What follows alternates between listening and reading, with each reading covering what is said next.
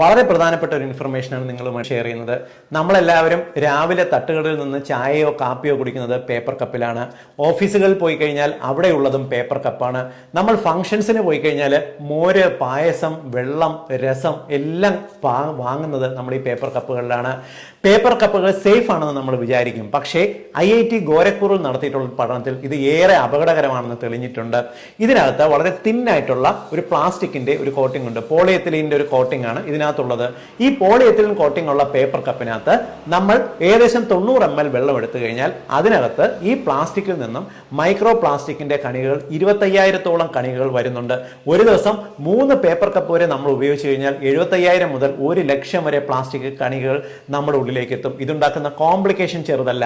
നമ്മുടെ hormonal issues, pituitary ഗ്രന്ഥി, thyroid, പാൻക്രിയാസിന്റെ problems, diabetes പോലുള്ള കോംപ്ലിക്കേഷൻസ്, തൈറോയിഡ് രോഗങ്ങൾ, കണ്ണുകൾക്ക് പ്രോബ്ലം, സ്ത്രീ പുരുഷന്മാർക്കുണ്ടാകുന്ന വന്ധ്യത, ഇതെല്ലാം മൈക്രോ പ്ലാസ്റ്റിക് കണികൾ ഉണ്ടാവും. കുട്ടികൾക്കുണ്ടാകുന്ന കോംപ്ലിക്കേഷനും ചെറുതല്ല.